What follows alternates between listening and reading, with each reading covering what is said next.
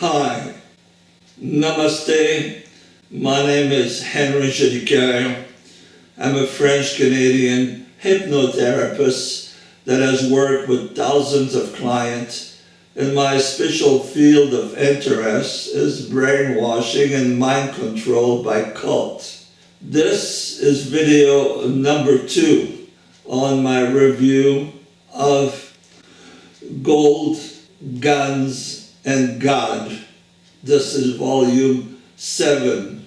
To understand better what I'm going to talk about today, please listen to video number 1.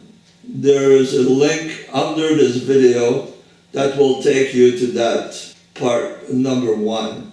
This is the stories of the cheater and the cheated, and that is what happened when there is brainwashing by gurus, be Kirtan Ananda or 100 other gurus that are now walking on this planet. We have mentioned that Kirtan Ananda was a lifelong homosexual and a pedophile.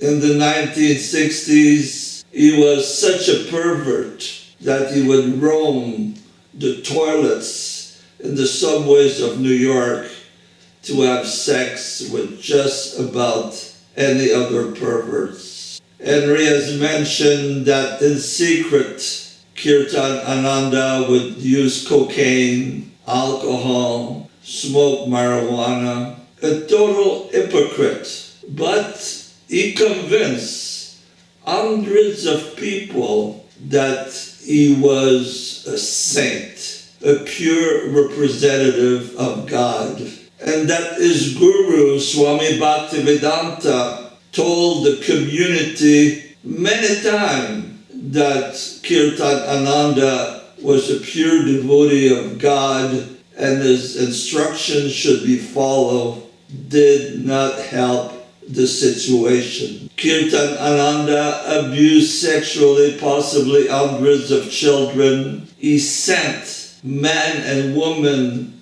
for years at a time, collecting money for him, millions upon millions of dollars over many years. And ultimately, he ordered Tirtha to kill someone that he thought was his mortal enemy, Sulochan.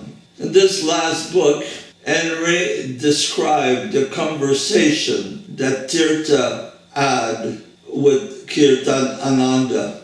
These are the words of Tirtha himself. Tirtha came to visit Kirtan Ananda to have a confirmation that what he had to do as a service to his guru. So he said to Kirtan Ananda, Ayagriva and some other devotees told me that you wanted Sulochan killed.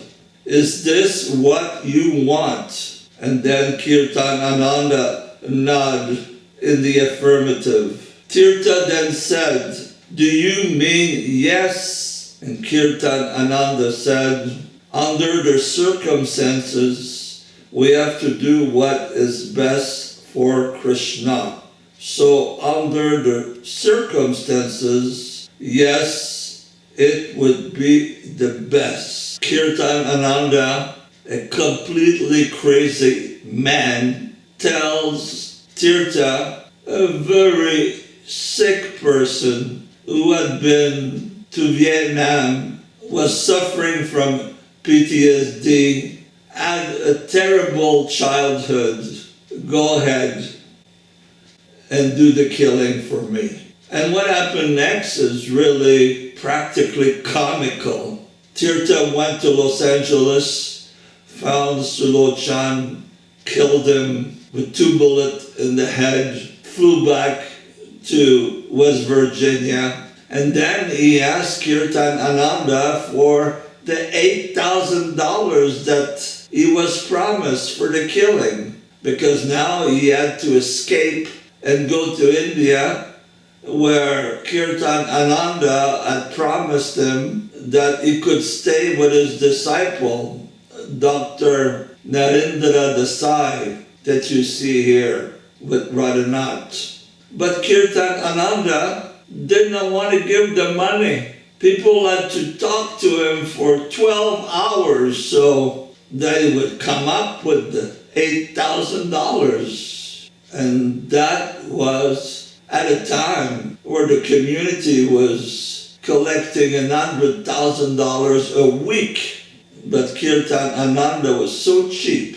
He did not want to pay for the killing of Sulochan. Tirtha could not escape. He got arrested.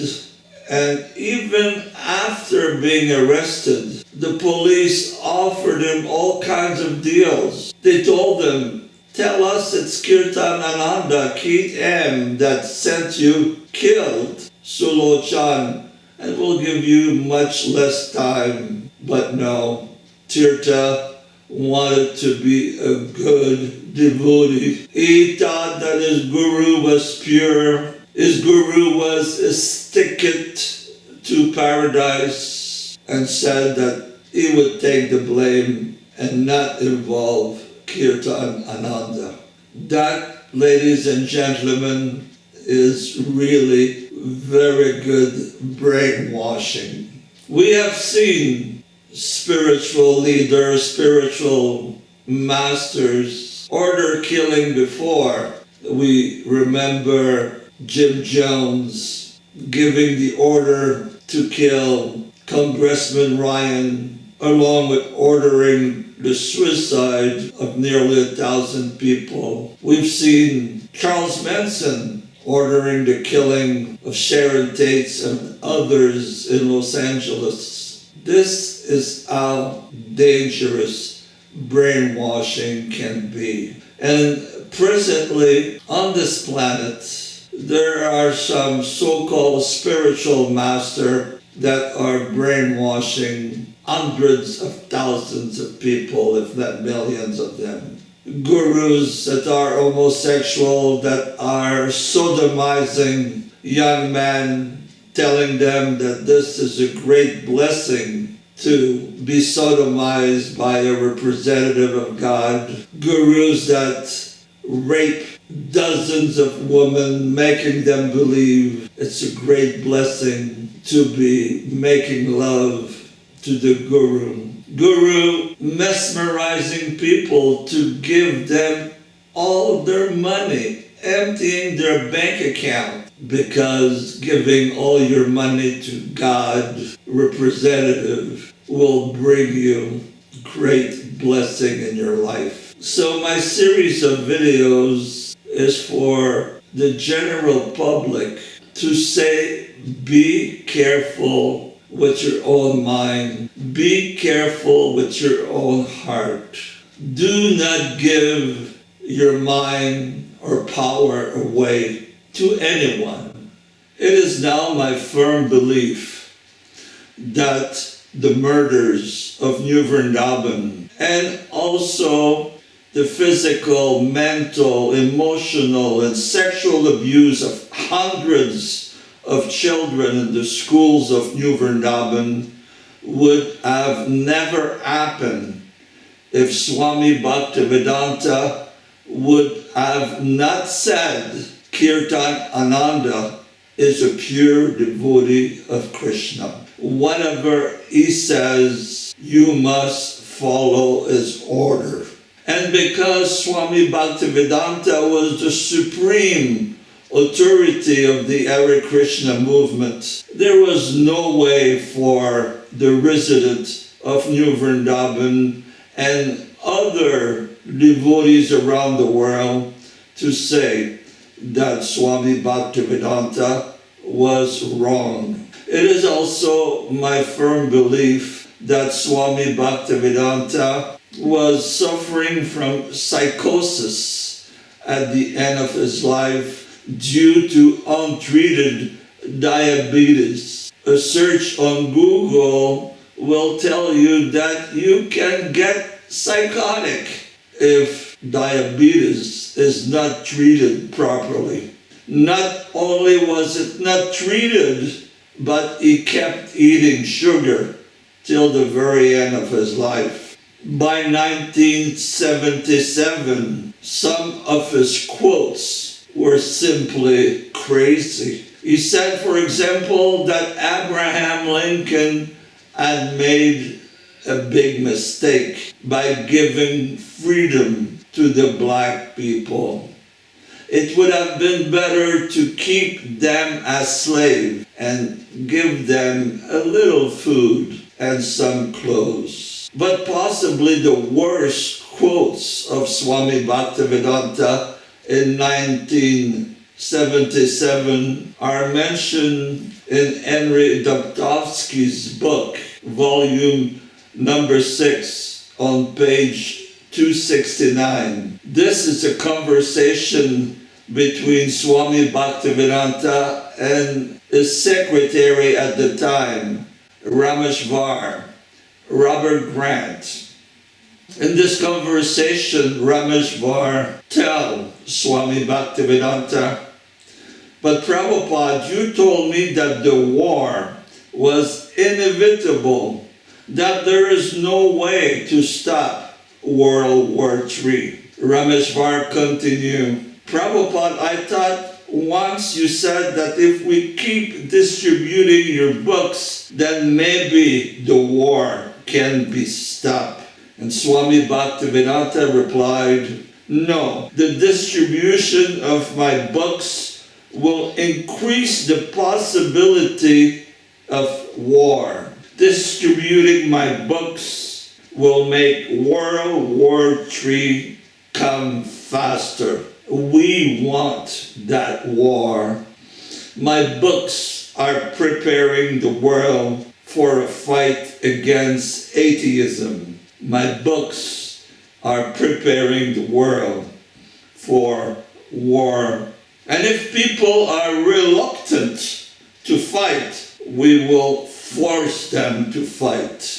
In the same page, there is another quote where Swami Bhaktivedanta said, "After we secure America, we will use everything for Krishna's service, even the atomic bomb. We will say, surrender to Krishna, or else we will drop the atomic bomb on you."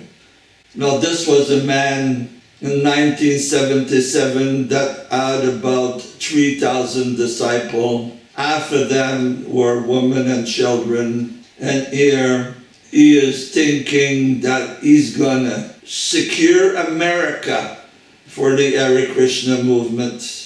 He is thinking that his books will increase the chance of World War III. That doesn't sound like a sane human being.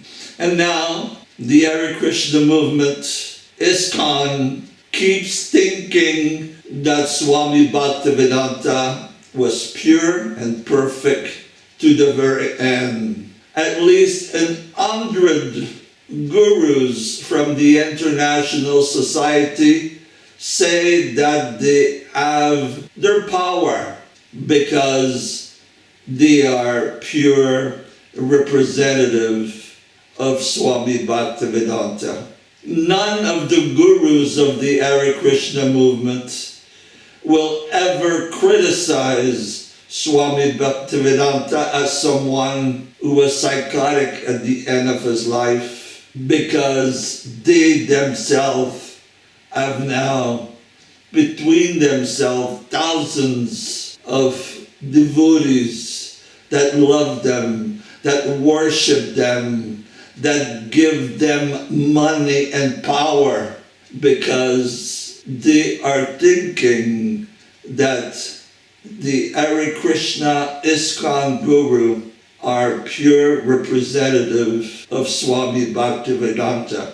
It is an enormous brainwashing worldwide. So my message here for those who are still adoring Swami Bhaktivedanta as pure as perfect, do your research, for your soul is on the line.